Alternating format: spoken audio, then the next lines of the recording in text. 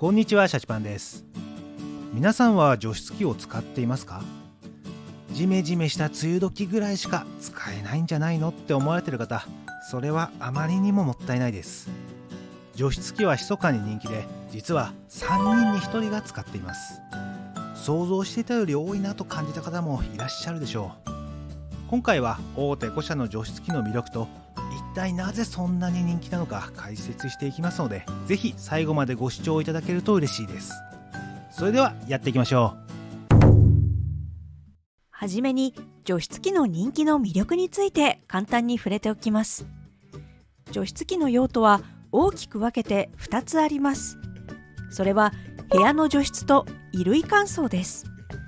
ジメジメして不快な梅雨の時期は、以前こちらの動画でも触れましたが、冷房で部屋を冷やすよりも湿度を下げる除湿運転の方が実は快適です。それから黒カビを年中防ぐことができます。湿度が高いのは何も梅雨時だけではなく、冬でも温度差によって窓が結露することもありますし、またそもそも最近の住宅は気密性が高く、空気の入れ替えが行われにくいので湿度が高くなる傾向があります。そうするとカーテンや壁、クローゼットや押し入れに至るまでカビで汚れ腐食してしまうこともあります。カビは一度生えるとなかなか落ちづらく、放置しておくとどんどん広がり、家が傷むだけではなく、撒き散らす胞子によって健康被害を招くこともあります。普段の予防が大切です。どうでもいい話ですが、シャチパンの今住んでいるマンションは湿気がひどく、ほっとくとカーテンにカビが生えるほどです。いつだったかシャチパンの使っている歯ブラシにもカビが生えていて、気づかず磨いていました。もうシャチパンじゃなくカビパンですよ。衣類乾燥は除湿機にはだいたい衣類乾燥モードが搭載されていて、乾いた風を当てることで衣類を乾燥させます。ジメジメした梅雨時はもちろんですが、最近は防犯的な観点や花粉対策で部屋干しする機会も多く、導入される方も多くなってきています。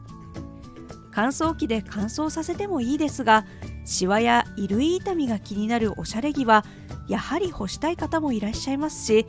部屋干ししても長いこと乾かないと雑菌が繁殖し、生乾き臭がついたりします。そのため人によってはもっと早く買えばよかったと感じるほど人気な家電となっているようです。衣類乾燥のコツは、洗濯物の水分は重力で下へ溜まっていくので、洗濯物の下からあるいは下部に乾燥風を当てるようにすることと、除湿する空間を小さくすることです。部屋は狭い方が効果は高く、ドアはしっかり閉め、他のエリアから湿気が入ってこないようにすると効果的でしょう。洗濯物の干し方は、間隔を拳1個分空けて、量が多い時はアーチ状に干すことで空気の通りが良くなります。バスタオルと一緒に乾かしたい時は、このようにバスタオルは下にし、両端をずらして干すと良いでしょう。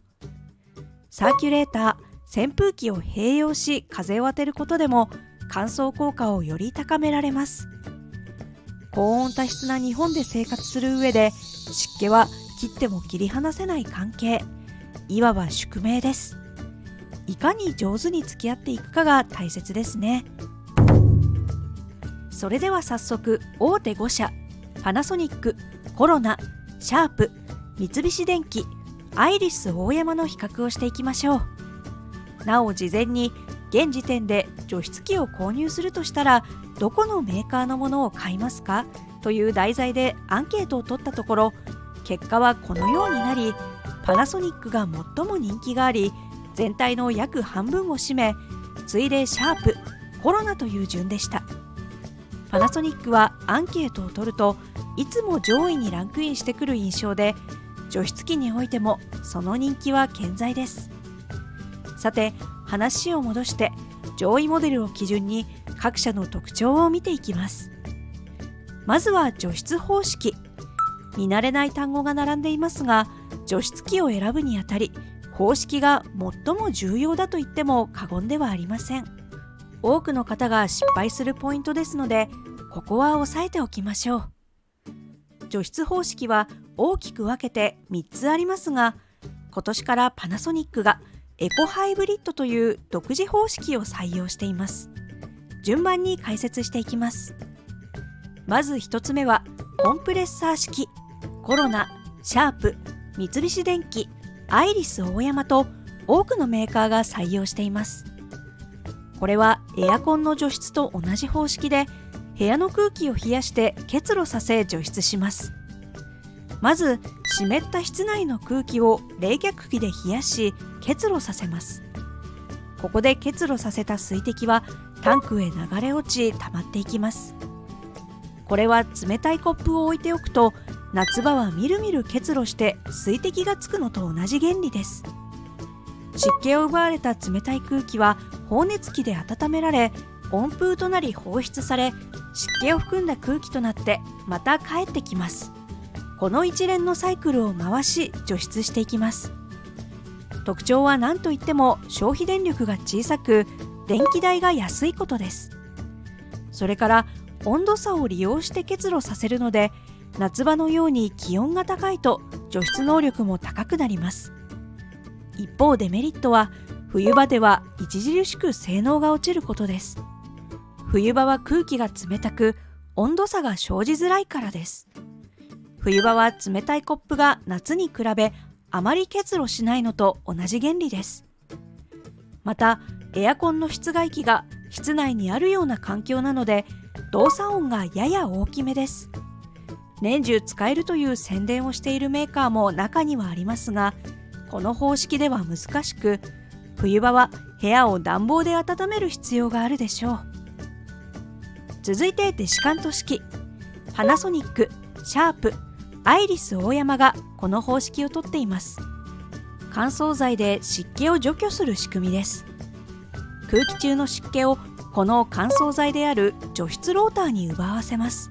これはお菓子や海苔などのパッケージに入っているシリカゲルのように周囲の水分を吸着させる性質があります。次に除湿ローターが回転し、湿気を吸着した部分がヒーターで温められ、湿気が熱交換器に向けて放出されます。こうすることで湿気が熱交換器に冷やされ、結露した水分がタンクにたまります。一方除湿ローターで湿気を奪い、ヒーターで温められた空気は温風として出ていきます。特徴はコンプレッサー式と違い、ヒーターを備えるため冬でも除湿できることです。これが大きな違いです。またコンプレッサーがない分、軽量で小型なものが多いです。デメリットはヒーターを用いるため電気代がかかることです。それから年中使うことができますが、コンプレッサー式よりも除湿量が少ない傾向で室温を上昇させます。夏場は室温が上がっても除湿されるので、思っていたより不快には感じないという意見もありますが、気になれば冷房と併用となるでしょうか。3つ目はハイブリッド式。長らくパナソニックだけが対応していましたが、2021年からシャープが、2024年からアイリスオーヤマも参入しました。除湿の仕組みは季節や気温に応じてコンプレッサー式、デシカント式をうまく使い分けるというものです。特徴としては何といっても年中使えるということです。冬には使いづらいコンプレッサー式の弱点をデシカント方式を取り入れることで克服しています。また電気代も両者の中間くらいの水準で抑えられます。デメリットとしては本体価格が高めなこと、そして両機能を備えるため大きめなことです。最後に今回から登場した注目のエコハイブリッド。もうお腹いっぱいだよって思っている方もいらっしゃるでしょうから、手短にいきます。名前からしてハイブリッド式の進化系かと思いそうですが、そうではなくコンプレッサー式と空冷除湿方式を組み合わせた方式です。まずは部屋の空気をコンプレッサー式と同じく冷却機で除湿、次にそこで冷えた空気を使って別経路から取り込んだ部屋の空気も除湿します。部屋の空気の取り込み口が2系統になり、それぞれ別に除湿するような方式で、特徴は何といっても電気代が安く、メーカー好評で従来比3分の1としています。ただしヒーターがない分、冬の除湿はハイブリッド式よりは劣り、この電気代の比較はいささか議論の余地があるように感じます。それぞれの特徴を比較してまとめると、このようなイメージでしょうか。夏だけでいいって方はコンプレッサー式、年中使いたいとなると本体代を安く抑えたいならデシカント式、しっかり乾燥させたい場合はハイブリッド、電気代も抑えたいということであればエコハイブリッドとなるでしょうか。どれが特段優れているといったことはありませんが、ご自分のニーズに合ったものを選ばれると良いでしょう。なお尺の都合もありますが、デシカント式は除湿量が他の方式より劣るので、こちらのみ候補から外し、今回比較していきます。次に除湿量、下位モデルから上位モデルまで1日で何リットル除湿できるかを記しています。パナソニック、シャープ、アイリスオーヤマは除湿方式が複数ありますので、括弧内に方式の頭文字を記載しています。数字ばかりで少し見づらいかもしれませんが、ご理解いただけると嬉しいです。さて、こうして見るとモデル間でかなりの差があるのがわかります。衣類乾燥目安としては6から7リットルが 2.5 人家族、10リットルが4人家族、17リットルクラスとなるとまとめ洗いなどする方向けで、このクラスとなると木造でも20畳クラスのリビングに使えそうです。だいたい各社6リットルから18リットルまでのラインナップを揃えていますが、三菱電機が除湿量でいうと最も多く優れています。一方、アイリスオーヤマのコンプレッサーモデル、シャープのハイブリッドモデル、パナソニックのエコハイブリッドモデルの最大除湿量は少し見劣りします。なお、デシカント式は他の方式ほどは除湿できず、最大でも10リットルくらいまでが対応除湿量です。続いて洗濯物の乾燥時間です。乾燥時間は日本電気工業会自主基準であるジェマの定めた試験に基づき実施されています。 T シャツやパジャマやタオルなど約2キロ相当の洗濯物の乾燥時間を記しています。各社が適当な基準で測定した値ではありませんが、薄手のものが多いので実際の乾燥時間はこれ以上となるでしょう。除湿量だけで決まると思ってしまいそうですが、送風するシステム、いわゆるどれだけ効率的に風を送れるかもポイントで、ウーバーは各社工夫が見られます。ただしモデルグレードによっては自動スイングではなく手動でしか動かせないタイプもありますので、確認しておくと良いでしょう。さて、各社を比較してみると、アイリスオーヤマは非公開ですが、3社の上位モデルはそう大きな差はありません。一方、下位モデルの差は大きく、パナソニックがだいぶ短く、除湿量のスペックだけでは決まらないということがわかります。なお、コロナはコンプレッサーモデルでありながら、パナソニックやシャープのハイブリッドモデルと張り合えるのは例外的にヒーターを備えているためです。ハイブリッドモデルを意識しての対抗手段でしょう。一方、シャープや三菱電機のコンプレッサーモデルはヒーターを積んでいないので、乾燥時間は全体的に長めです。次に光熱費です。上位モデルの通常除湿運転3時間あたりの電気代を算出しています。括弧があるものはヒーターを使用した場合の電気代で、衣類の乾燥運転や冬季での運用はこの水準に近くなります。こうして比較してみると、通常運転時はエコハイブリッド方式が一番安く、およそ3分の2、1ワットあたりの除湿効率も最も高いでしょう。さすがエコとついているだけのことはあります。ヒーターを含めた運転はパナソニックが少し悪く見えますが、除湿量に応じた光熱費で考えると、むしろコロナの水準が高いと考えるべきでしょう。ヒーターを用いることで各社電気代はおよそ2倍程度となります。続いて価格です。各社の上位から下位モデルの現価格を記しています。お店や販売時期、モデルによって変わりますが、アイリスオーヤマが頭一つ抜きんでて安く、コロナ、シャープ、三菱電機は除湿量で揃えた場合はほぼ同等。パナソニックとシャープのハイブリッドモデルは高い傾向です。各モデルの価格詳細については概要欄にも記載してありますので、ご購入を検討中の方は後で参考にしてみてください。続いて口コミです。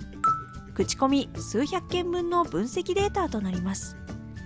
夏の除湿量については各社満足されている方も多く、衣類の乾燥や部屋の除湿などしっかり活用できているようでした。一方、冬の季節ではコンプレッサー式の除湿の少なさを嘆く声がありました。除湿方式の特徴を調べず購入された方も一定数いらっしゃって、こんなはずではとなってしまったようでした。モデルによっても違いますが、室温が15度以下であると除湿量は著しく落ちます。暖房の補助が必要でしょう。また静音性についても各社不満の声が多めでした。音の感じ方は個人の差が大きく、敏感な方はお店での確認をした方がいいでしょう。静音運転にしても寝室に置けるかどうかは人それぞれとなります。パナソニックはハイブリッド式によって一年中使えると好評でした。冬ではデシカント方式に切り替わりヒーターを使うのでオールシーズン使えます。それからハイブリッド式は本体が大きめになりがちですが、下位モデルは比較的小さめで高さも低く、洗濯物の下に置いて乾燥できると好評でした。下位モデルなので除湿量は控えめですが、風を下から当てられるので乾燥時間短縮につながります。ただしその分タンクは小さめです。悪かった意見としては、全体的に価格が高めなこと、それから室温などの部屋の状況によってコンプレッサー式、デシカント式を自動切り替えして運転していますが、絶妙な室温であったりすると思っていた運転とならないことがあるようです。マニュアルでコンプレッサー式、デシカント式、ハイブリッド式を選択できてもいい気がします。エコハイブリッドモデルは現在まだ発売前で口コミはありませんが、他社にはある連続排水にも対応してきており、人気のモデルとなるかもしれませんね。なお、パナソニックの除湿機は2003年から2021年に製造した除湿機の大規模リコールがあり、昨年入手困難な時期が続きましたが、現在は回復しているようです。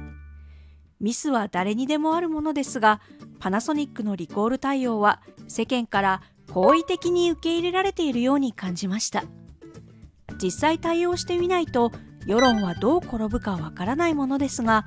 これも普段から信頼されているメーカーだからでしょう。続いてコロナはヒーターを備えている上位機種の乾燥時間が業界トップクラスで好評でした。それからコップ1杯の水で熱交換器を洗浄できるのが嬉しいという声がありました。熱交換器にホコリやゴミが付着すると性能が低下しますが、このようにコップ1杯の水を注ぐだけで汚れを洗い流してくれます。ただしこの方法ではホコリは落とせてもカビは難しいので、どうせなら熱湯を注ぎたくなります。それからヒーターオンオフが好評でした。マニュアルでコンプレッサー式とデシカント式をオンオフできるようなものです。洗濯物が乾きづらくなってきたなと感じたらオンにしたり、状況に応じて使い分けることができます。一方、悪かった意見としては、少しうるさいという意見が他社より多く感じました。それから衣類乾燥でもう少し風が横に広がってほしいという声がありました。次にシャープは連続排水がいいという声がありました。本体にホースを接続し、排水タンクに溜まった水をお風呂場などに捨てることができます。除湿機は排水タンクがいっぱいになると自動で停止してしまいますが、捨てに行く手間が省けたり、外出中などの長時間運転にも使えます。また、連続運転も好評でした。大体の除湿機は切り忘れ防止のため、12時間ないし24時間で電源が自動で切れるオートオフ機能が備わっていますが、シャープの除湿機はタイマーボタンの長押しで解除できます。先ほどの連続排水と組み合わせることでずっと運転させることができます。また、除菌効果のあるプラズマクラスター機能が好評でした。洗濯物の匂い除去に効果があるようです。悪かった意見としては、コンプレッサーモデルの乾燥時間が他社と比較して少し長いこと、コロナと同じく音が気になるという声がありました。乾燥時間に関してはヒーターを用いない分長くなりますが、電気代とのトレードオフです。それから下位モデルのルーバーが手動で調整するもので、自動でスイングしてほしいという意見がありました。ルーバーはシャープだけに限らず、モデルによって上下は自動でスイング、左右は手動で調整など各社様々なので、衣類乾燥を考えている方は忘れず確認しておきましょう。続いて三菱電機はシャープと同じく連続排水、連続運転が好評でした。排水タンクとホースを接続することで電源が切れることなく除湿しながら排水することができます。また、少量の衣類を乾かしたいときに狙ったポイントに集中的に送風できる光ガイド機能が好評でした。このように光ガイドで狙いを定めて送風し、乾燥時間を短縮することができます。悪かった意見としては、この光ガイドが上位モデルには搭載されていなくて残念という声がありました。上位モデルはどちらかというと部屋の除湿メインという位置づけなのかもしれませんが、除湿性能は上位モデルの方が高いので需要はある気がします。それから他社は排水タンクにハンドルがついていますが、三菱電機はついておらず運びづらそうです。排水タンクは頻繁に持ち運びすることになるかと思いますので、可能であれば取り出しや装着など実機で試しておいた方が良いでしょう。次にアイリスオーヤマです。なんといってもコスパを褒める声が多くありました。他社と比較してもかなり安い水準です。価格勝負でここに勝てるところは少ないでしょう。また、モデルにもよりますが、連続排水にも対応しています。悪かった意見としては、三菱電機同様、排水タンクにハンドルがないモデルが多く、取り扱いしづらいという声がありました。それから故障が多い、静音性を指摘する声が他社より多く感じました。最後に満足度です。これは現モデルから一つ前のモデルを対象とした5点満点の満足度平均点数です。満足度は全体的に高い傾向ですが、今回はパナソニックと三菱電機が高く、次いでコロナ、シャープとなりました。中でもパナソニックは価格は高めですが、高い満足度が得られているようで、相変わらずの人気ぶりです。一方、アイリスオーヤマはコスパはいいものの、静音性や排水タンクの使いやすさが点数に影響してしまった印象でした。参考にしてみてください。一言まとめ。選び方としては、とにかく価格が最優先だという方はアイリスオーヤマ、夏の時期の部屋の除湿がメインだという方はシャープのコンプレッサーモデルや三菱電機、部屋の除湿だけではなく衣類乾燥も重視したいということであればコロナ、さらにオールシーズン使いたいって方は各社のハイブリッドモデル、電気代も抑えたいということであればパナソニックのエコハイブリッドモデルが候補でしょうか。今回ご紹介した内容を踏まえつつ、量販店などで最終確認をしてみてください。それから本機をお持ちの方でご意見や使用感などもしございましたら、ぜひコメント欄にいただければなと思います。それでは今回はこの辺で、次回の動画でまたお会いしましょう。チャンネル登録、高評価よろしくお願いします。また見てくださいね。また見てね。